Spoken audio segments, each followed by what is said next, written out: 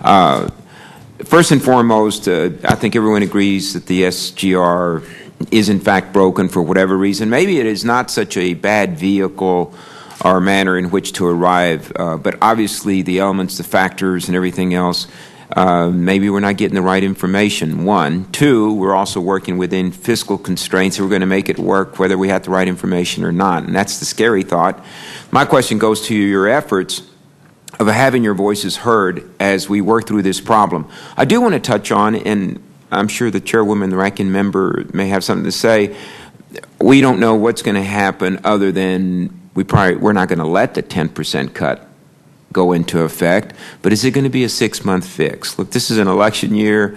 You know, dump it on the new administration and see what happens. And every year we've been doing this since 2002. And to be honest with you, in the final analysis, I think the healthcare providers are just happy that the cuts weren't effectuated. But we still don't fix the underlying problem, which is never good, and we've gone over the consequences of that. But you heard Mr. Coons say something to the effect that there is a collaboration with the medical community, ongoing, and that was his testimony.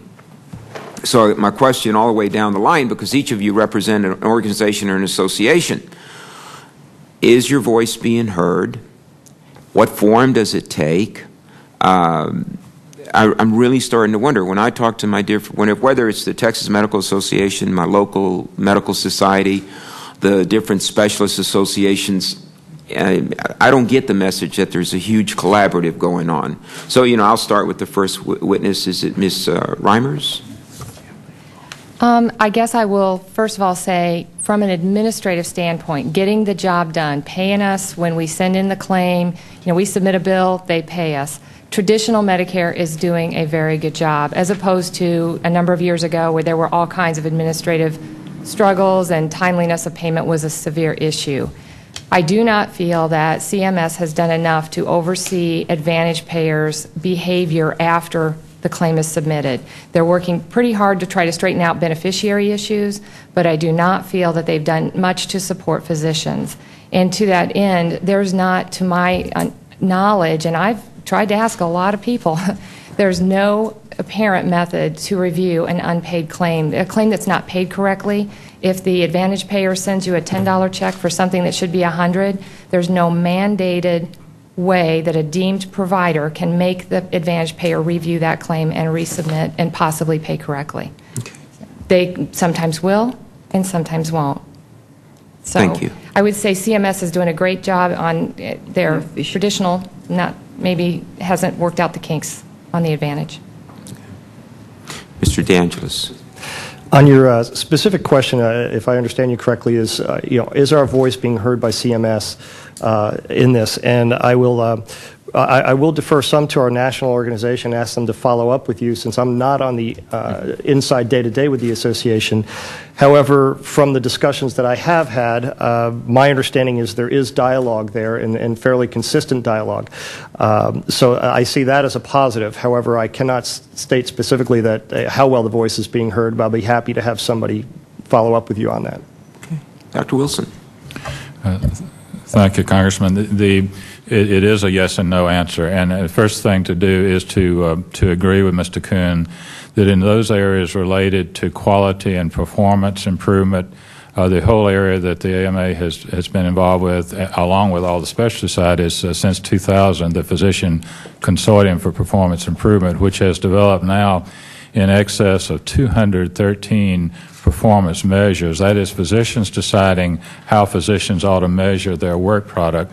We are pleased that CMS is using, I think it's like 85% of the measures they're using in the Physician Quality Reporting Initiative are AMA consortium or performance measures. So we believe that is a positive. We're using real science that physicians have adopted. So we have been very pleased. We do believe that our voice is being heard. The other side of the coin does have to do with the issue we're talking about here today, and that's the SGR.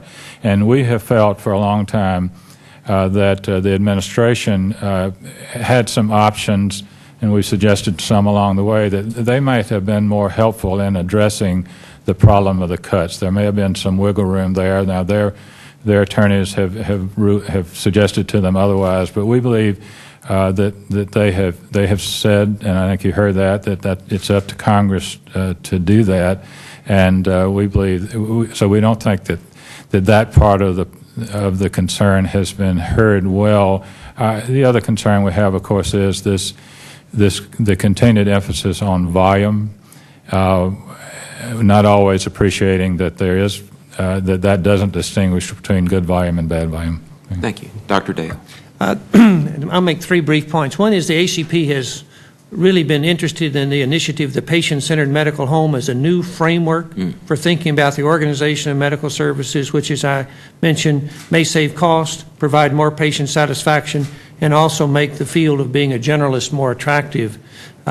We'd like to urge Congress to enact legislation that would initiate a pilot testing of this idea. There's a limited demonstration project that's been funded, but it hasn't gotten started, and I guess our basic feeling has been awfully slow in getting started. The other 2 things I briefly mentioned is we've testified before Congress about relative effectiveness of treatments and tests, and we think the government, CMS, should be investing more in looking at the relative value of things that we pay for. And second, we have an initiative also to look at the cost benefit of things we pay for. And we need to be both more imaginative and more critical and put more effort into really analyzing what we're doing. Thank you. Dr. Mabry. Thank you. I think I would echo what was said. The 3 things I'd like to talk about that the College of Surgeons has been very engaged with and with both the administration as well as the other societies has been on the search for quality. You know, if you're going to give us $1 to deliver care, then we owe it to you to show that we're delivering good care. And that's what all of us have said. The college has the National Surgical Quality Improvement Project, which actually measures surgical outcomes in hospitals, and that's a very important, we think, risk-justified program, and we're trying to spread that throughout the hospitals. The other is the Surgical Quality Alliance that comes up with new measures to measure the actual quality of surgery that's being delivered. Are you getting a good operation? Are your complications rates low? What are you doing to prevent problems? Those things are very important. I think the third thing, and it's probably the most important as far as the dollar impact, is we would like to see the agency ask the question of what I would call the tough questions. Does an 80-year-old man who has pancreatitis or pancreatic cancer, do they really need aggressive chemotherapy when their life expectancy is short anyway? If they do need that, what sort of aggressive therapy do they need? The outcomes effectiveness is very critical. That's where we're going to tell the difference between money that's wasted and money that's well invested in a patient. And those tough issues, those tough questions, that's what we need to be asking. How we're going to spend our money, and can we spend it well? Okay.